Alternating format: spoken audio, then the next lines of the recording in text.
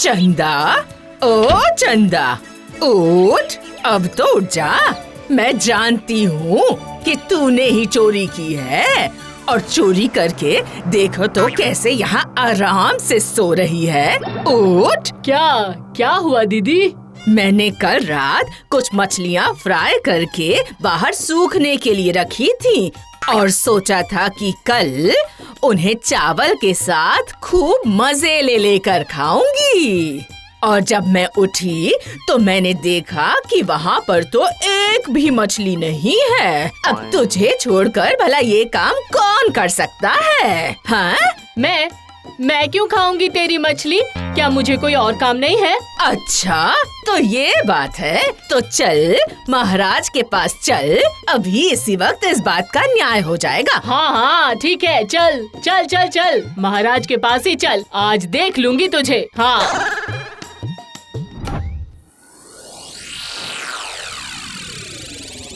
प्रणाम महाराज जी।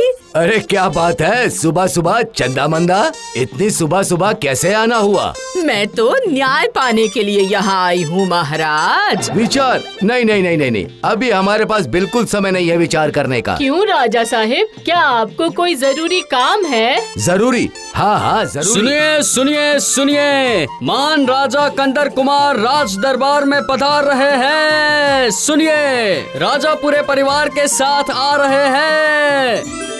आ गए आ गए आ गए, आइए आइए आइए, क्या सौभाग्य है हमारा। कितने दिनों के बाद हम फिर से मिले हैं। हाँ, आपको देख के बहुत ही खुशी हुई।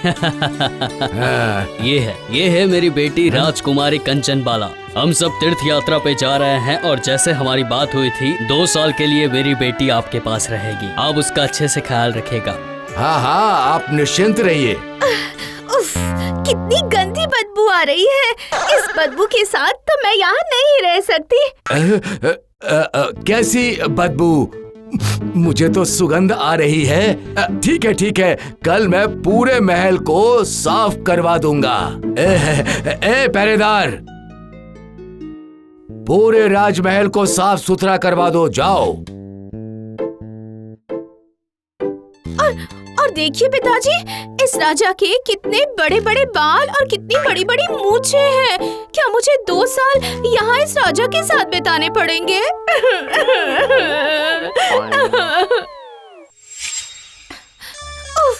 ओह, कितनी जोरों की भूख लगी है। दोपहर से अब शाम होने आई है, पर अब तक इन्होंने मुझे खाने के लिए क्यों नहीं बुलाया? दासी, दासी, दासी!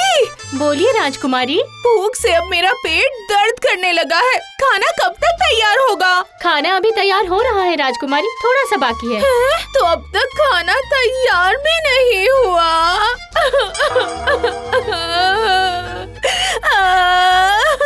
पिताजी, आप कहाँ हैं और मुझे यहाँ क्यों छोड़ कर चले गए? मुझे तो यहाँ अब तक खाना भी नहीं मिला है। हे ऊपर वाले, अब मैं क्या करूं? अरे क्या हुआ? ये राजकुमारी क्यों रो रही है? कोई बात है क्या? बताओ मुझे। महाराज, राजकुमारी को भूख लगी है, लेकिन खाना अभी भी तैयार नहीं हुआ है। क्या अभी तक खाना तैयार नहीं हुआ? ये तो हमारे मेहमान के लिए अपमान है। सुनो, जो कुछ भी बना है लेकर आओ, जाओ जल्दी जाओ।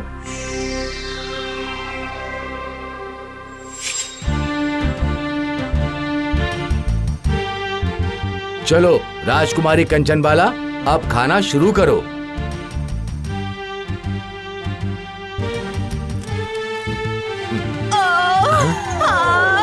हे ऊपर वाले, ये कितना तीखा है।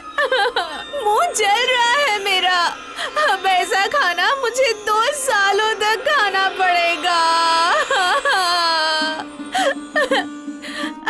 आप मुझे ये कहाँ छोड़कर चले गए पिताजी? राजकुमारी, रोना बंद करो। क्या हुआ?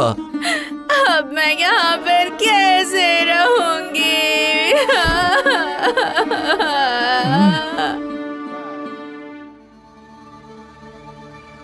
राजकुमारी, बागीचे में घूमने जाओगी? मैं तुम्हारे साथ घूमने नहीं जाऊंगी, नहीं जाऊंगी, नहीं जाऊंगी।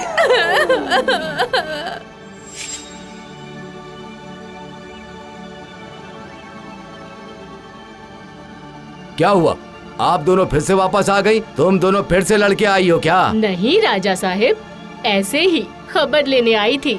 हमारे राज्य में मेहमान आई है, वो कैसी है, क्या कर रही है, बस इसीलिए। और मत पूछो, मैं तो तंग आ चुका हूँ। ये क्या?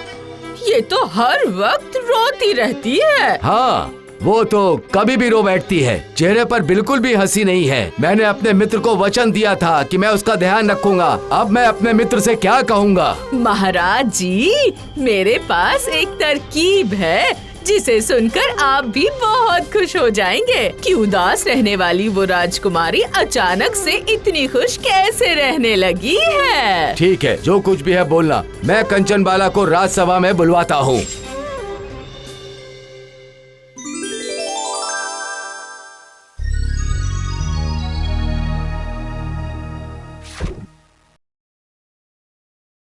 चलो मंदा, तुम शुरू करो। एक बार एक हाथी था और एक थी चींटी। एक दिन हाथी चढ़कर चींटी की पीठ पर बैठ गया।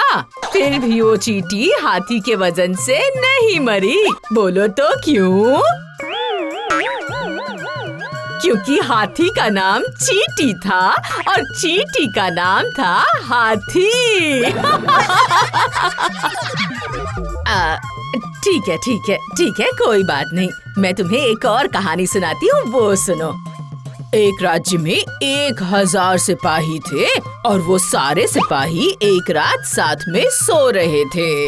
एक दिन अचानक से पास के राज्य के एक राजा ने उन पर हमला बोल दिया।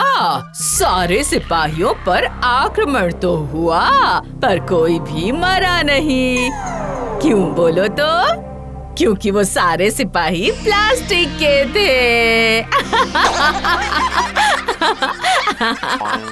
ए बुढ़िया, क्यों झूठ मूठ की कहानियाँ बनाकर खुद ही हंसे जा रही हो? मेरा चेहरा क्या इतना खराब है कि तुम्हारी हंसी रुक ही नहीं रही? क्या क्या क्या मतलब? मतलब कुछ भी नहीं। आज के बाद अपनी ये शक्ल मेरे सामने कभी मत लाना, समझी तुम?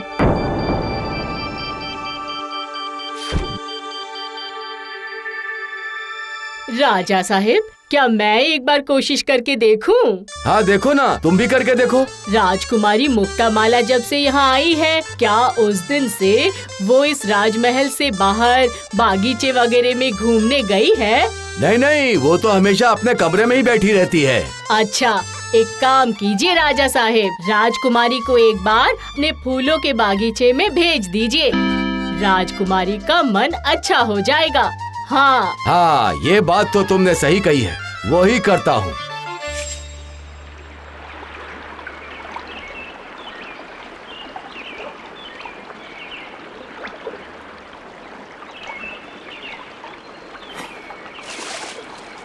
नहीं चंदा, तुमने जो बात कही उससे तो काम नहीं बना, इसीलिए कोई भी काम नहीं हो रहा है। राजा साहिब, आपकी इतनी बड़ी मूंछ और आपके बाल देखकर कहीं राजकुमारी पहले ही दिन डर तो नहीं गई है? आपके बाल और मूछें काट दीजिए। ये तुम क्या बात कर रही हो चंदा? ये संभव नहीं है, ये असंभव है। कोई और उपाय बताओ, अगर नहीं हो सकता है तो बता दो मुझे। नहीं राजा साहिब, हाल छोड़ने वाली तो मैं नहीं हूँ। हाँ, अब मेरे दिमाग में एक बात आई है। आज रात को ही मैं राजकुमारी को हंसा कर रहूंगी, वादा करती हूँ। सबके इतनी कोशिशों के बाद भी तुम हंस नहीं रही हो राजकुमारी। राजा साहिब को तुम हर वक्त अपमान कर रही हो। रुको, आज तो मैं तुम्हें मजा चखा कर रहूंगी। हाँ,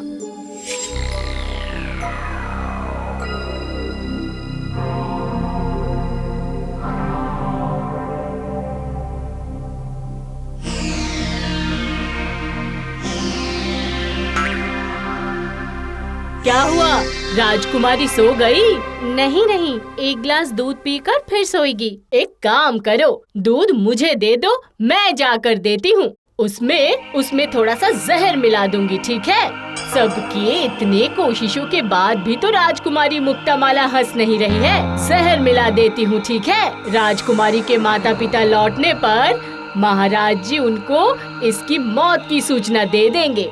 कहाँ है? दूध का ग्लास लाकर मुझे दो। क्या अगर मैं हंसूंगी नहीं तो मुझे मार डालेंगे क्या? अरे बाप रे बाप, अब तो मुझे हंसना ही पड़ेगा। ये लीजिए राजकुमारी, दूध पी लीजिए। दूध? नहीं नहीं नहीं, मैं दूध नहीं पीऊंगी। दूध मुझे अच्छा नहीं लगता। ये लो, दवाई ने अपना काम कर दिया। ये देखो राजकुमारी ने हंस दिया। आखिरकार राजकुमारी हंसी। राजकुमारी मेरे बुद्धि से अच्छे अच्छे पानी पी लेते हैं। तुम हो क्या चीज, हाँ?